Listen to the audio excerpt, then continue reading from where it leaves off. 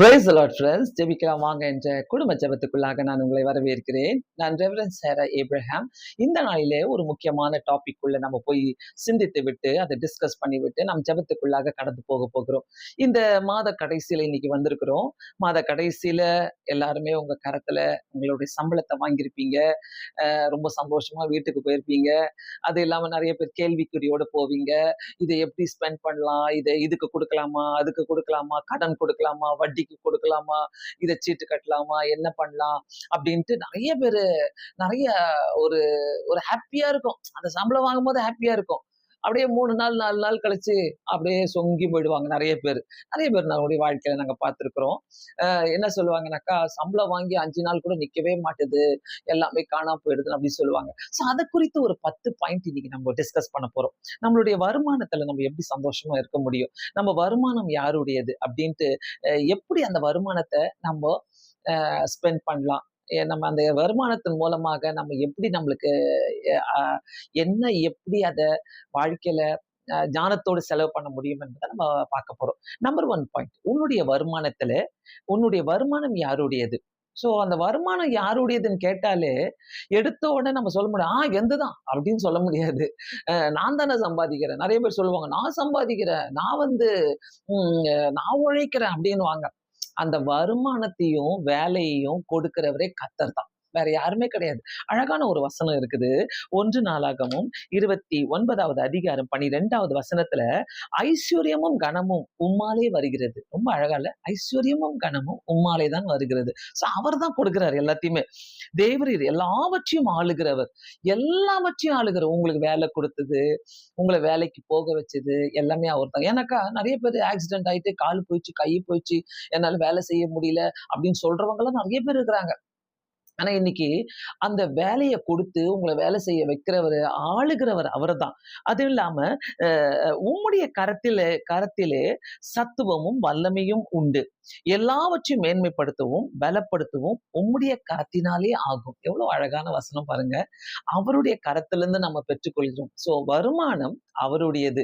So அந்த வருமானம் வரும்போது எத்தனை பேரு உங்களுக்கு பழக்கம் இருக்குதுன்னு தெரியல, உங்களுடைய அதுல இருந்து ஒரு சின்ன தசம பாகம் ஆண்டவருக்கு எடுத்து வைக்கணும் அப்படின்னு சொல்லிட்டு எத்தனை பேருக்கு அந்த பழக்கம் இருக்குதுன்னு தெரியல. எங்களுடைய வாழ்க்கையில நாங்க அதை அனுபவிச்சோம். ஒவ்வொரு முறையும் நாங்க அதை அனுபவிச்சு செஞ்சிருக்கிறோம். அது எங்களுக்கு ஆசீர்வாதமாக இருந்திருக்குது. அதே மாதிரி பாத்தீங்கன்னாக்கா 2வது பாயிண்ட், கணக்கு வழக்கு. இந்த கணக்கு வழக்கு எழுதுறதுல நம்மளுக்கு எப்படி அது பிரயோஜனமா இருக்குது? அந்த கணக்கு வழக்கு எழுதுற பழக்கம் எத்தனை பேருக்கு இருக்குது? கணக்கு வழக்கு எழுதும் போது நம்மளுக்கு தெரியும், இவ்வளோ நம்ம ஸ்பெண்ட் பண்ணியிருக்கிறோம், இவ்வளோ நம்ம ஸ்பெண்ட் பண்ணக்கூடாது, இது அனாவசியமான செலவு அப்படின்ட்டு நிறைய பேருக்கு இது ஆமா, என்ன கணக்கெல்லாம் எழுதுறது, எதுக்கு கணக்கு எழுதுறது, நம்ம காசு நம்ம செலவு பண்றோம் அப்படின்னு சொல்லுவாங்க. சில நேரத்துல பாத்தீங்கன்னாக்கா, கணக்கு வழக்கு இல்லாம செலவு பண்ற குடும்பங்கள் நிறைய பேர் இருக்கிறாங்க. கணக்கு வழக்கே தெரியாது. அதாவது கொண்டு போய் காச அந்த ஷாப்பிங்ல குடுத்துடணும். அத குடுத்தாதான் அவங்களுக்கு நிம்மதியா இருக்கும். சோ இந்த மாதிரி கணக்கு வழக்க எழுதுறவங்க ரொம்ப சூப்பரா மெயின்டெயின் பண்ணுவாங்க அவங்களுடைய வாழ்க்கையில. எப்படிலாம் ஸ்பெண்ட் பண்றாங்க, எப்படிலாம் இருக்கிறாங்க, எப்படி எது வீணான செலவு, எது நம்ம செலவு பண்ண வேண்டும் அப்படின்னு யோசிக்கிறவங்க இருக்கிறாங்க. ஸோ கணக்கு வழக்கு எழுதுறது ரொம்ப நல்லது. அது அந்த ஒரு வேளை நம்ம கடைபிடிச்சா ரொம்ப நல்லா இருக்கும். எதை குறைச்சிக்கலாம், நம்ம மாச கடைசியில ஒரு ஒரு கால்குலேஷன் பண்ணி நம்ம வைக்கலாம். எதை நம்ம குறைக்கலாம், எதை நம்ம குறைக்க கூடாது, எது எது இம்பார்ட்டன்ட், எதுக்கு நம்ம செலவு பண்ணலாம் அப்படின்ட்டு நம்ம வைக்கிறது நல்லது. இல்லைனாக்கா கையில இருந்து அது அப்படியே போயிட்டே இருக்கும். அது இப்பெல்லாம் பாத்தீங்கன்னா கையில நம்ம வைக்கிறதுல கார்டு தான். ஸோ கார்டை கொடுக்குறோம், ஜிபே பண்றோம், உள்ள இருக்குதா இல்லையான்னு கூட தெரியாது சிலருக்குலாம். உள்ள காசு இருக்குதா இல்லையா, அந்த கார்டை கொடுத்துடுறோம், அவ்வளவுதான் தெரியும். நம்ம காசை கொடுக்குற மாதிரி கார்டை கொடுத்துடுறோம். அதே மாதிரி ஜிபே பண்ணிடுறோம். ஜிபே பண்ணும்போது அதுல இருக்குதா இல்லையா டவுட் வரும் என்ன. சோ அதுக்கு கணக்கு வழக்கு எழுதி வைக்கிறது ரொம்ப நல்லது. 3வது பாயிண்ட் பெற்றோருக்கு உதவி செய்யணும். கண்டிப்பா உங்களை படிக்க வச்சிருக்கிறாங்க, உங்களுக்கு துணிமணிகளை வாங்கி கொடுத்தாங்க, உங்களுக்கு சாப்பாடு போட்டு உங்களை வளர்த்து பெரிய ஆளாக்கி உங்களுக்கு எல்லாத்தையுமே செஞ்சாங்க. சோ அட்லீஸ்ட் அவங்களுக்கு ஒரு தொகை, அம்மா அப்பாக்குன்னு ஒரு தொகை எடுத்து வைத்து கவனிப்பது ரொம்ப நல்லது. சோ அது அது நீங்க அதை கடைபிடிச்சீங்கன்னாக்கா அது ரொம்ப நல்லா இருக்கும். 4வது காரியம், கடனே வேண்டாம். எத்தனை பேர் கடன் வாங்குவீங்கன்னு தெரியல. அந்த கடனே வேண்டான்னு சொல்ற அந்த வார்த்தைக்கு நம்போ எத்தனை பேரு நீங்க அது பிடிக்கும் தெரியல. சிலவங்களுக்கெல்லாம் கடன் வாங்குறது வந்து ஒரு வியாதி. இந்த எங்களுக்கு நெறைய பிரேயர் ரிக்வெஸ்ட் வரும். பிரேயர் பாயிண்ட்ஸ் வரும். என்னன்னாக்கா, 50,00,000 கடனு, 20,00,000 கடனு இப்படின்னு சொல்லுவாங்க. எப்படி அடைக்கிறதுன்னு தெரியல. ரொம்ப கடன் ஆயிடுச்சு, குடும்பம் பிரிஞ்சிருச்சுன்னுவாங்க. ரொம்ப கடன்னால அ எங்க வீட்ல நாங்க பிரிஞ்சு போய் கிடக்குறோம். ரொம்ப கடன்னால நான் சாவப் போறேன். நான் சூசைட் பண்ணிக்க போறேன். இதெல்லாம் பேசுறதுக்கு முன்னாடியே கடன் வாங்கணுமா? வாங்கக்கூடாதான்னு யோசித்தா நல்லா இருக்கும். ஏன்னா நெறைய பேர் என்ன பண்ணுவாங்க, ரொம்ப ஆத்திரமா போய் கடன் வாங்கிடுவாங்க. கடன வாங்கிட்டு, நாளைக்கு கடன அடைக்கிறதுக்கு அவங்களுக்கு இஷ்டம் இருக்காது. கடன் வாங்குறது ரொம்ப நல்லா இருக்கும். கடன அடைக்கிறது வந்து ரொம்ப கஷ்டமா இருக்கும். ஸோ ஏன் கடன் வாங்கணும்? கடன் இல்லாம என்னுடைய செலவுக்குள்ள நான் எப்படி சமாளிக்க முடியும்? இத யோசித்தோம்னாக்கா, கண்டிப்பா நம்ம கடன் வாங்காத ஒரு வாழ்க்கை எப்படி வாழ முடியும்? நானும் என்னுடைய ஹஸ்பண்டும் கல்யாணம் ஆன புதுசுலயே நாங்க ஒரு முடிவு பண்ணோம். கடன் வாங்கக்கூடாது. கடன் என்ற ஒரு பெரிய அந்த பாரத்த பிள்ளைகள் மேல சுமத்தக்கூடாது. கடன் வாங்கி பிள்ளைகள படிக்க வைக்கக்கூடாது. கடன் வாங்கி பிள்ளைங்களுக்கு கல்யாணம் பண்ணக்கூடாது. அப்படின்னு சொல்லி நல்ல ஒரு திட்டங்கள எங்களுக்குள்ள நாங்க வச்சுக்கிட்டோம். ஸோ அதனால கர்த்தருடைய கிருபையால எல்லாமே எப்படி நாங்க என்ன பண்ணணும்ன்றத நாங்க யோசித்து செய்ய ஆரம்பிச்சோம். ஸோ கடன் வாங்குறவங்க கடன நிறுத்துங்க. அது ஒரு சாபம். கடன் வாங்குறத நிறுத்துங்க. க ஒரு கடன வாங்கி எவ்ளோ வட்டி குட்டி போடுது பாருங்க அதுல. வட்டி, வட்டி, வட்டி மேல வட்டி ஏறிக்கிட்டே இருக்கும். என்ன? அதனால கொஞ்சம் யோசித்து பார்த்தா, கண்டிப்பா இந்த கடன நான் வாங்கணுமா? தேவையா? அப்படின்ட்டு எல்லாம் கடன் வந்து ஒரு ஆத்திரமான செயல். ஆத்திரம் தான். எனக்கு இது வேணும், அது வேணும், இப்படி வேணும், அப்படி வேணும். இதெல்லாம் நான் செய்யணும், கெத்து வாழ்க்கை வாழணும். கடன வாங்கி நான் வாழ்ந்து காட்டுறேன். இப்படிலாம் சொல்றதெல்லாம் அது நல்லா இருக்காது.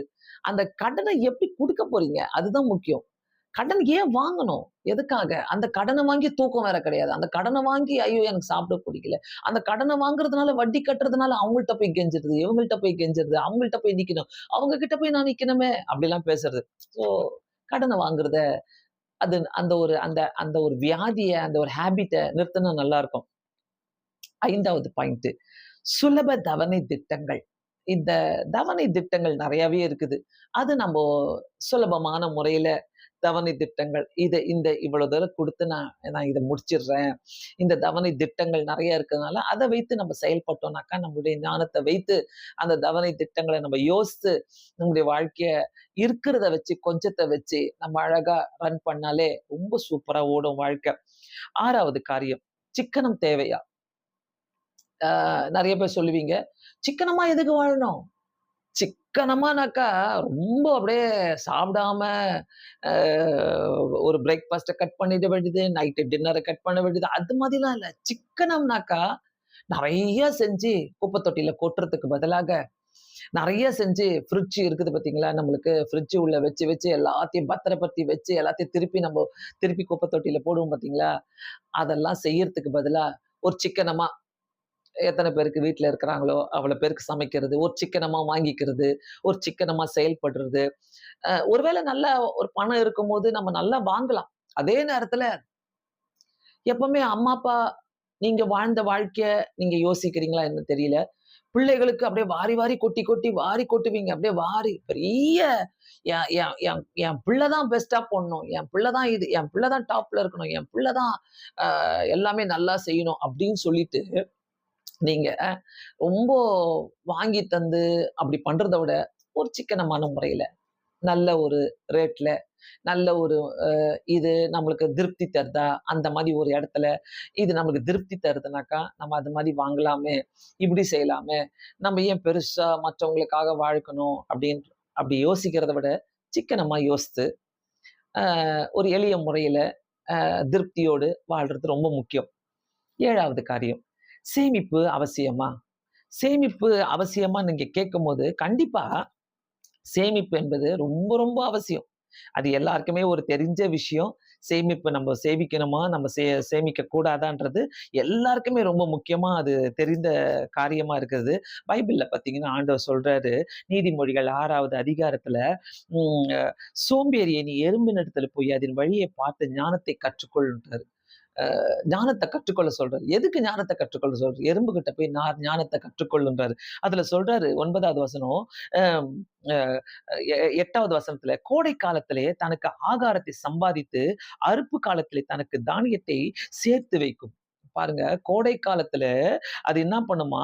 ஆகாரத்தை சம்பாதித்து, அறுப்பு காலத்துல தானியத்தை சேர்த்து வைக்குமாம். ஸோ இப்படி நம்மளுடைய வாழ்க்கையில சேமிப்புகள பிளான் பண்ணி செஞ்சா ரொம்ப நல்லா இருக்கும். சிலர்லாம் பார்த்தீங்கன்னாக்கா, மகளுக்கு கல்யாணம்னாக்கா, அ அப்பதான் கல்யாணம் ஆகுற வயசுல தான் எல்லாத்தையும் போயிட்டு அப்பதான் பயங்கர கோல்டெல்லாம் ரொம்ப ரேட் ஏறி இருக்கும். அப்ப போயிட்டு, "ஐயோ! நான் எப்படி வாங்குவேன்? நான் என்ன பண்ணுவேன்? ஐய்யய்யோ! என் வாழ்க்கையில ஐய்யய்யோ! என் பொண்ணுக்கு நான் இப்படி சேர்த்து வைக்கணுமே! யார் தருவா?" இப்படியெல்லாம் நீங்க புலம்புறத விட, என்னைக்கு பொம்பள பொண்ணுன்னு ஒண்ணு பிறந்துச்சோ, என்னைக்கு ஆம்பள பையன்னு ஒண்ணு பிறந்தானோ, நீங்க அன்னைக்கே ஒரு சீட்டு. ஒரு கோல்டு சீட்டு. ஈஸியா நம்ம ஊர்லலாம் ஈஸியா இருக்குதே. எந்த கடைக்கு வேணாலும் போயிட்டு நீங்க ஒரு ரூ. 1000 சீட்டோ, ஒரு ரூ. 500 சீட்டோ நீங்க போட்டு வச்சீங்கன்னாக்கா, அந்த குழந்தையிலிருந்து நீங்க போட்டு வைக்க ஆரம்பிச்சாலே, கண்டிப்பா அந்த குழந்தை 25 வயசு வரத்துக்குள்ள, அதுக்கு எவ்வளோ நீங்க கோல்டு குடுக்க முடியுமோ, நீங்க குடுக்கலாம். உங்க மகனுக்கு நீங்க எவ்வளோ குடுக்க முடியுமோ, உங்க மருமகளுக்கு நீங்க எவ்வளோ குடுக்க முடியுமோ, நீங்க குடுக்கலாம். ஸோ, இந்த இடத்துல கண்டிப்பா சேமிப்பு என்பது ரொம்ப அவசியம். அந்த ஞானம் நம்மளுக்கு தேவை. அ படிக்கும்போது அப்படித்தான். ஸ்கூல் படிக்கும்போது பெரிய பெரிய ஃபீஸ் கட்ட வேண்டியதா இருக்கும். அவங்க காலேஜ் போம்போது பெரிய பெரிய ஃபீஸ கட்ட வேண்டியதா இருக்கும். அதுக்கு முன்னாடியே நீங்க என்ன பண்ணணும், சேர்த்து வைக்கணும். அ அப்பதான் சிலர் யோசிப்பாங்க. ஓ! 12த் முடிச்சுட்டானா, ஓகே நம்ம இப்ப என்ன பண்ணலாம், லோன் அப்ளை பண்ணலாம் ஹையர் ஸ்டடீஸ்க்காக அப்டின்னுவாங்க. அது தேவையா? தேவையே இல்ல. எங்க லைஃப்ல நானும் எங்க ஹஸ்பண்டும் நாங்க என்ன தெரியுமா பண்ணோம்? என்னைக்கு பாப்பா பிறந்துச்சோ, அந்த அந்த வருஷத்துலேருந்தே நாங்க அப்பல்லாம் பார்த்தீங்கன்னா, ரூ. 50 சீட்டு, ரூ. 200 சீட்டெல்லாம் இருக்கும். இப்பதான் 500, 1000ன்னு மாறிடுச்சு. அந்த மாதிரி குட்டி, குட்டி சீட்டுகள் எல்லாம் போட்டு வச்சு, என்ன சேர்த்து வைக்கணுமோ சேர்த்து வச்சோம். அதே மாதிரி பையனுக்கு அ படிக்க வைக்கணும் அப்படின்னு சொல்லும்போதே, அவன் சின்ன வயசுல இருக்கும்போதே, ஒரு 8த் ஸ்டாண்டர்டுக்கு வரும்போதே, அ அவனுக்குன்னு சொல்லிட்டு, அவன் படிப்புக்குன்னு சொல்லிட்டு, நாங்க காசெல்லாம் சேர்த்து வைக்க ஆரம்பிச்சோம். கொஞ்சம் கொஞ்சமா சேர்த்து வச்சு, கரெக்ட்டா +2 முடிச்ச உடனே மெடிக்கல்ல சேரும்போது, அ நாங்க அந்த இடத்துல போயிட்டு ஆண்டவர்ட்ட ஜெபம் பண்ணோம். ஆண்டவரே நாங்க டொனேஷன் கட்டக்கூடாது. எங்களுக்கு டொனேஷன் இல்லாம நீங்க தாங்க ஆண்டவரேன்னு சொல்லி நாங்க கேட்டு ஜெபம் பண்ணிட்டு இருந்தோம் அநேக நாட்களு.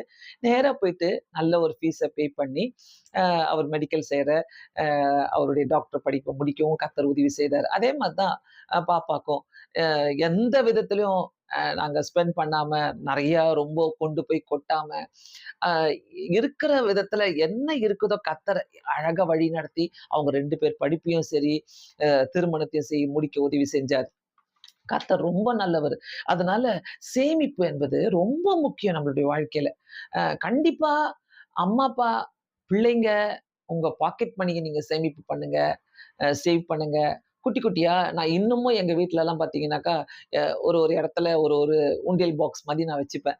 ஏன்னாக்கா, அதுல எப்ப நினைக்கிறேனோ எதனா ஒண்ணு போட்டு வச்சுப்பேன். திடீர்னு அது நமக்கு உதவும். எதுக்காவது ஒரு காரியத்துக்கு உதவும்.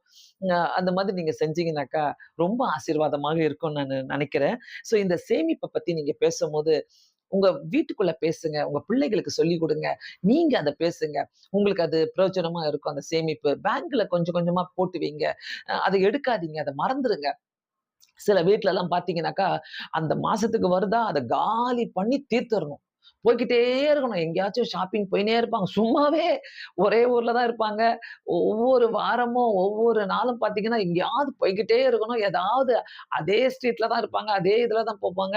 அதே போயிட்டு, போயிட்டு வந்துகிட்டே இருப்பாங்க. என்ன வாங்குறாங்க? ஏது? ஒண்ணும் புரியாது. சும்மா கையில இருக்க காச ஸ்பெண்ட் பண்ணிடணும். அப்படி கிடையாது. நாளைக்கு நெறைய தேவைகள் இருக்குது. இப்பலாம் பார்த்தீங்கன்னா, மெடிக்கல் இன்சூரன்ஸ், அந்த இன்சூரன்ஸ், இந்த இன்சூரன்ஸ் சொல்லி அவங்க போடுறாங்க. ஆண்டவர்ட்ட நம்ம ஜெபம் பண்ணணும். ஆண்டவரே, அப்படிப்பட்ட எந்த ஒரு மெடிக்கல் ஆண்டவரே செலவுகள் எங்களுக்கு வராதபடி காத்துக்கொள்ளுங்க. நீங்க ஜெபம் பண்ணும்போது கர்த்தர் நம்மள காத்துக்கொள்ள வல்லவராய் இருக்கிறார். ஸோ சேமிப்பு என்பது மிக, மிக, மிக அவசியம். ஆ 8வது காரியம் பார்த்தீங்கன்னாக்கா, எப்படி சேமிப்பது? இந்த இவ்வளவு நேரம் நான் சொல்லிட்டு இருந்தேன்ல. சேமிப்பு அவசியம். எப்படி சேமிப்பதுன்னா, உங்களுக்கு எது பெஸ்ட்டா தோணுதோ, அந்த விதத்துல போய் சேமிப்பு பண்ணுங்க. நான் என் கூட இருக்கிறவங்க எல்லாருக்குமே நான் சொல்லுவேன். கண்டிப்பா அது ஆம்பள பிள்ளைங்களா இருந்தாலும் சரி, பொம்பள பிள்ளைங்களா இருந்தாலும் சரி, அட்லீஸ்ட் ஒரு ரூ. 100 வச்சு தனியா எடுத்து வைங்க. அட்லீஸ்ட் ஒரு ரூ. 1000 வச்சு தனியா எடுத்து வைங்க.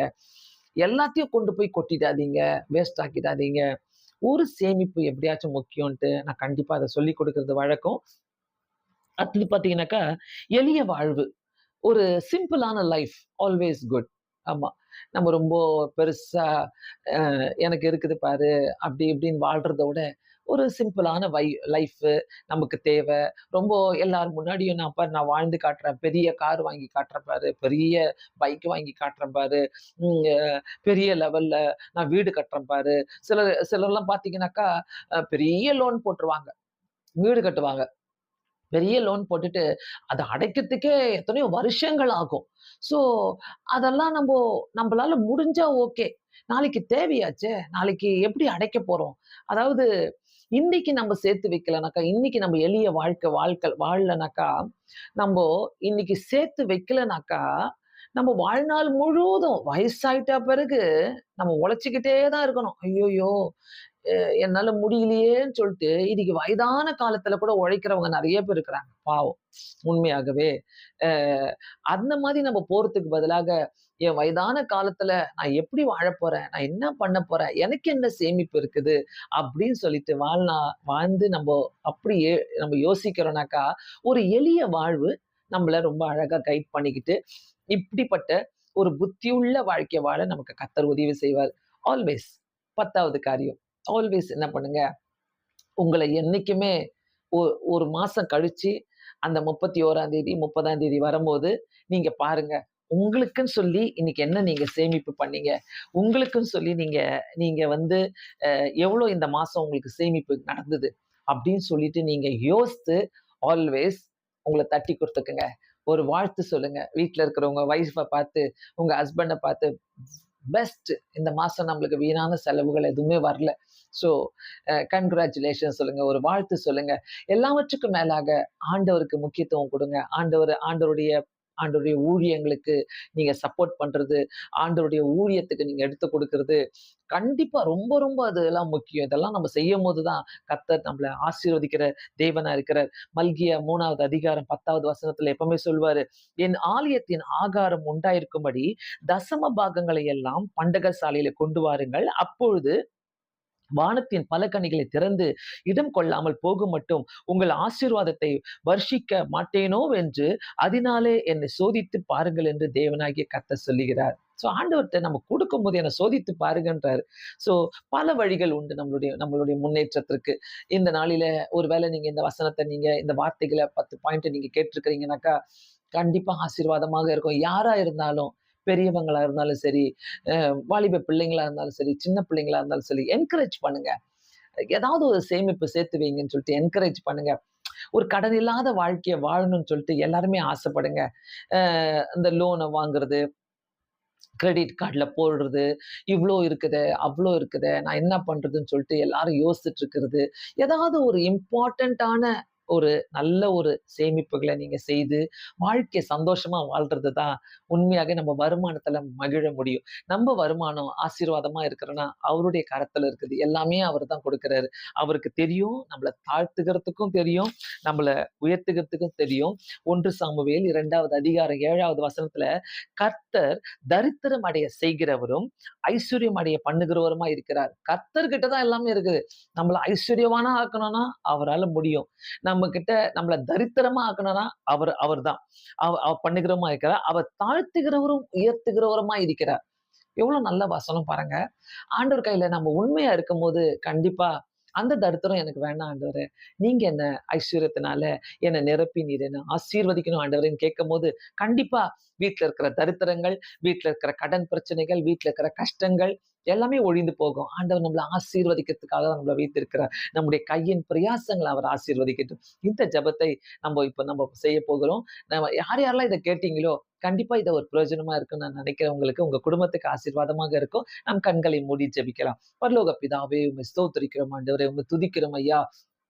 இந்த நேரத்துல நாங்க இந்த 10 பாயிண்ட்ட பார்த்தோம் இயேசு சுவாமி.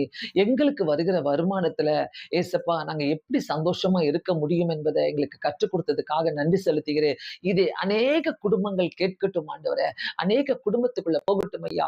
யாரெல்லாம் கடன்ல இருக்கிறாங்களோ, யாரெல்லாம் ஆண்டவரே அப்பா ஒரு தரித்திரத்துல இருக்கிறாங்களோ, அவங்களுக்கு ஆண்டவரே ஒரு ஒரு ஒரு கண்ட்ரோல் எடுத்து இயேசு சுவாமி அவங்க வாழ்க்கைய வாழ உதவி செய்ய விடமா ஜெபிக்கிறேன் ஆண்டவரே.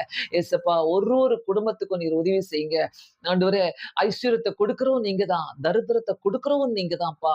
எல்லாமே உங்களுடைய கரத்துல இருந்து வருகிறது இயேசு சுவாமி. இந்த நாளில ஆண்டவரே அப்பா இந்த வசனத்தை கேட்கிற ஒருவருத்தருக்கும் இது பிரயோஜனமாக இருக்கட்டும். இயேசுவின் நாமத்தினாலே ஆண்டவரே கடன் பிரச்சனைகள், கஷ்டங்கள், துன்பங்கள் தீர்ந்து போகட்டும். சேமிப்பு செய்ய ஞானத்தை கொடுங்க ஆண்டவரே. ஆண்டவரே ஏசப்பா உமக்காக வாழவும் எங்களுக்கு ஞானத்தை கொடுங்க. இது எல்லாமே நீங்க எங்களுக்கு சொல்லிக் கொடுத்ததுக்காக நன்றி. உம்மை ஸ்தோத்திரிக்கிறோம், உம்மை துதிக்கிறோம். இயேசு கிறிஸ்துவின் நாமத்தினாலே வேண்டிக் கொள்கிறேன் பிதாவே. ஆமென். கண்டிப்பாக இந்த இந்த வருமானத்தை குறித்து உங்களுக்கு ஆசீர்வாதமாக இருக்கும் என்று நாங்கள் விசுவாசிக்கிறோம். இந்த சேனலை சப்ஸ்கிரைப் பண்ணாதவங்க நீங்க சப்ஸ்கிரைப் பண்ணிக்கொள்ளுங்க. கர்த்தர் உங்களை ஆசீர்வதிப்பார். God bless you all. Thank you so much.